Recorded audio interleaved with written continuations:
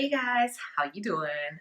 So I decided to share some insights on like stuff you need because I get asked quite a like a common question is how do I start my business? And I always say you just need to start. That's number one. So I think today I'm just going to touch on things that you need to start a business before you go and do the whole business plan and all that. Like, you need to actually see, do you actually have clients for this business? The first step for me, I think personally, when I started, I was like, how do I have clients? Who wants to buy or use what I'm selling? And I think that is honestly the best place to start. Second bit of advice would be, okay, so you got the clients, so that's a good sign. That means that what you're doing, people actually want. Um, then I'd say then you need to start doing the official stuff as well. Then you register the business, find the right business name, see what's available and all that jazz, and then get your branding in gear, put your full like branding, CI, all that jazz together, and then you can actually, because at least now you've got like a few clients, those are like your tester clients, and then now you can actually be pro and have the website up and all that jazz. I think people tend to, it's different strokes. This is just my advice and what I also did. Sometimes don't worry too much about that stuff as a startup, because you at least want to test your idea first and see if you can get 2 clients or so. And then you can go, okay, I've got 2 clients, so this means this is something worth investing in. Then go and pay for your website and so forth. Because at least you know, look, it's something the market actually wants. Now that you got all your branding in place and your 2 clients, make sure you keep them happy. That's so important. I think it's also treating each client like they're the only client you have. Just making them feel like that as well. Because I always say it takes a while to convert. Well, depending on what type of business you're in, especially my industry, service business, it takes a while to convert a lead into a sale, and you want to keep that business for as long as possible. So this is for me more of a mental thing. You don't want to sign the business and just go, oh yeah, okay, paycheck in, tick box, money coming in every month. You still want to be like, oh my gosh, treat that business like the only business you have. No matter, even if you have like 40 clients, don't take it for granted, and that will get you further. Okay, so you got your 2 clients, you keeping them happy. Now what?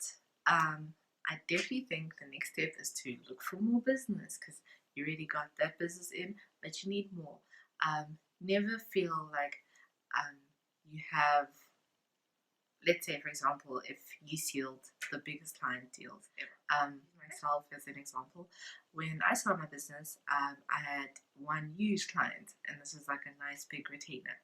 And the one mistake I made in my first year was to go, oh, okay, cool, I got them, that's sorted.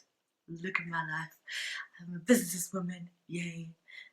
No, it doesn't work like that. It's great that I was keeping them happy and servicing them, but then they decided to take social media in-house. So where did that leave me? So now a new rule I also try to implement is make sure that, like, if you have one huge client, make sure you have that client should not be more than 50% of your revenue, because if that client leaves, you are screwed. I would know. I'll share that story in another vlog. So that's quite important. You need to keep searching for clients as if there is no business. So don't hold on to, which is so hard to do when you're running a business. There's so much you're doing, but don't think, oh, I've got these 2, so I'm good. Always keep looking and try always like build and reach new people. It's so important. It'll get you places in the long run. So while you're doing all of this, one thing I discovered, which is really useful, is have a passive income of some sort. So the thing is, it's always tough starting out, and you don't want to be in a position where you're like, I have no money.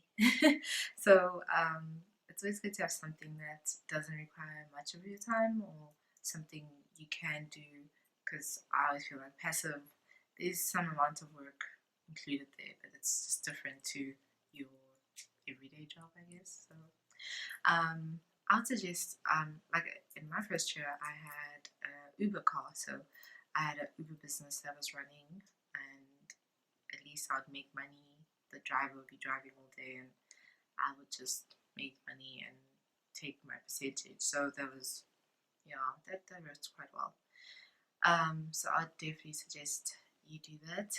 I was just unfortunate because during that time, my Uber car was in an accident, and then the insurance company crumbled while the car was at the panel beaters. So I ended up quitting my passive income because it just wasn't passive anymore. Especially because I was literally like, I had to pay the bank for the car, and um, it was just a lot. It didn't work out well. But hey, and also I was making good money with the business, so I was like, look, let me find other avenues to find passive income. But I must say, you need the passive income for the days when you're not getting clients, the days when your clients pull out. Like, they will always be like rainy days with business, and you want to try just like limit the rainy days in any way you can. So if you can get that type of stuff sorted now, I promise you, you'll thank me later.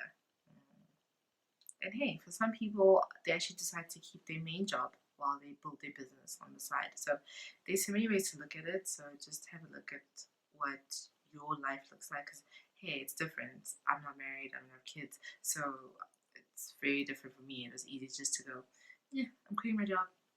So look at your lifestyle and make the decisions. Also, just save. I saved for a couple of months before I made the leap. That helped until the Uber car situation happened, and then it didn't help so much anymore because that situation was just draining my finances. As soon as you see the money coming in, I think the next most important thing to do, if you're not an accountant yourself, you need to go get yourself an accountant. Honestly, my first hire in my business was an accountant. Yeah, was it? Oh, it did. Well, my first hire, the second time round, and I did the hiring process, it was an accountant. And look, you don't have to have someone that's in your office all day, every day. But for me personally, I was like, look, you don't want to spend time doing things that are not your profession. I can do my books, but I prefer someone who deals with the stuff every day because they'll see things that I don't see, and it's their expertise. That's why people hire me for digital marketing, because I do this every day. So um, I decided then to get an accountant, and I actually suggest you do too, because you just don't want to mess up with the tax man. I've heard scary stories, so keep the books in check from day one. I've literally always kept all my slips since I started the business, and you should too.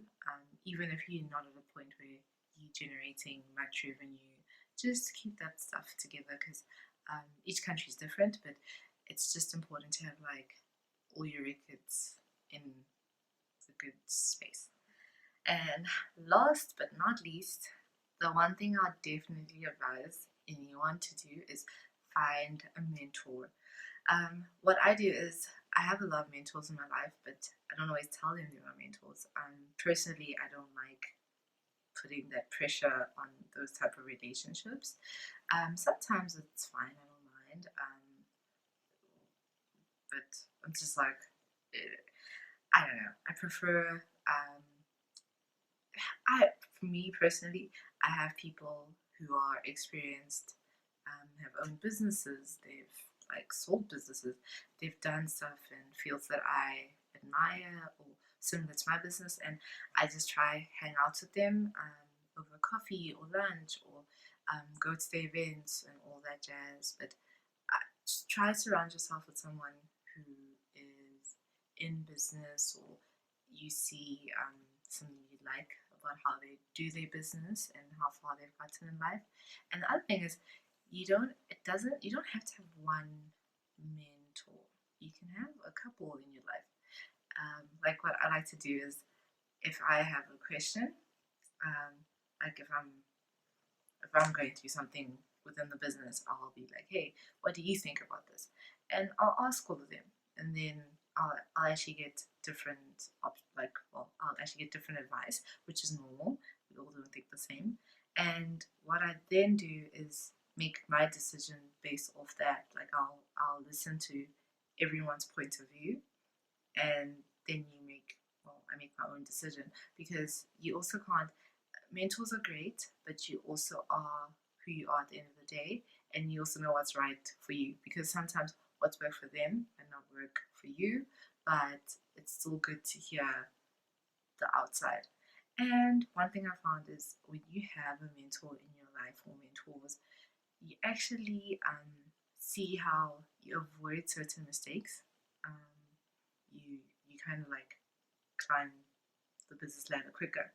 Because I must say, I feel like before I started my business, I read all the books. I watched all the YouTube channels on starting a business. Oh my gosh, I was an expert.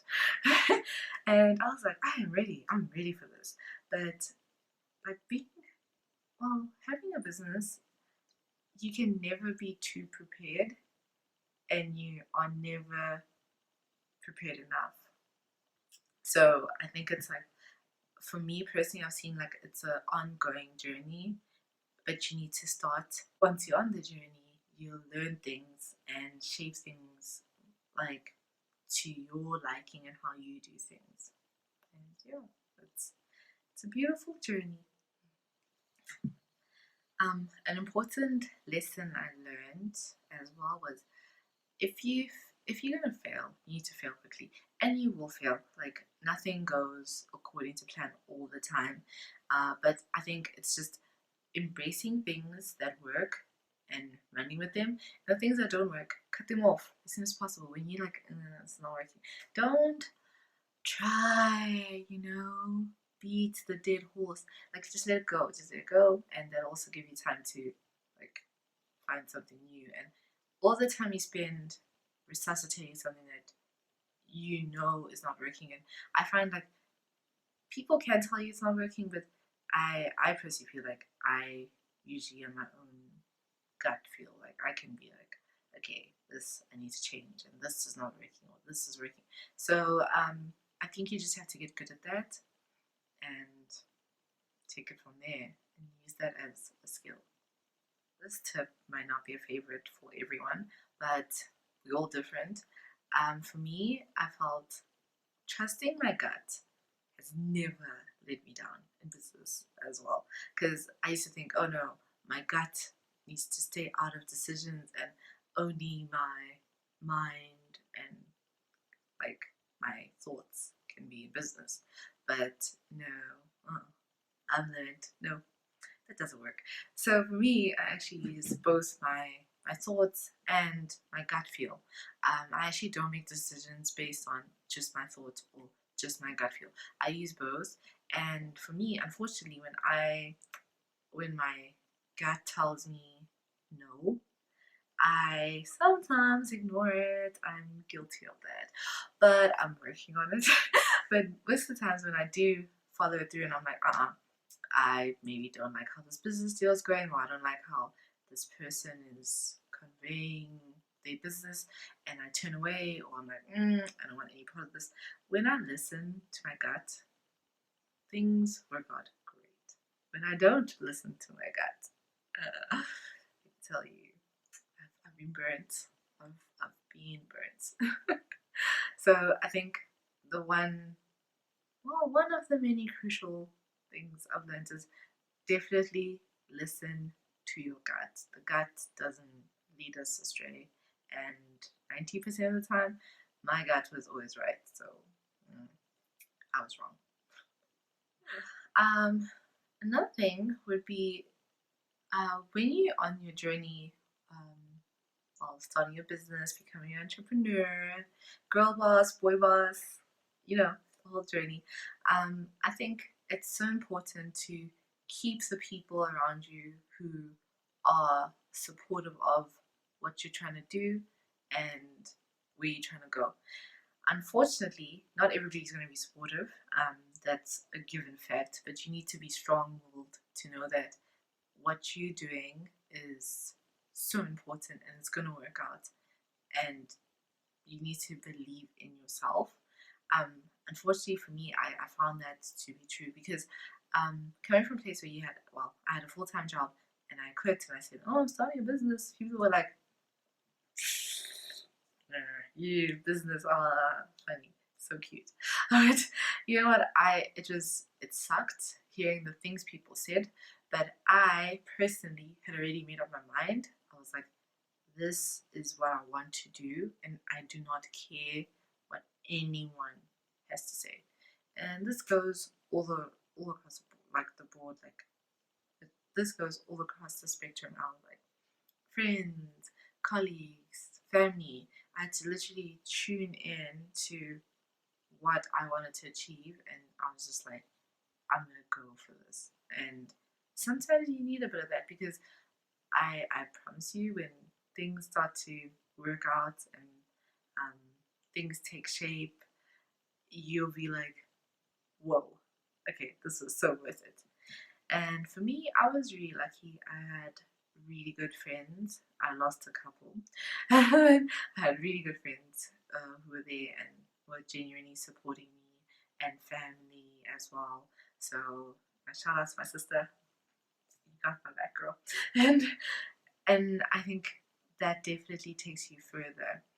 But yeah, you just need to hone in, focus, go for it, remember why you started, and block out all the negativity because people will say stuff and they will try to convince you that what you're doing is so like seriously, just go back, get a job. And you need to follow your gut and do you. You really gotta do you. And people will then later see, oh, okay, that's what you're working on. They'll see.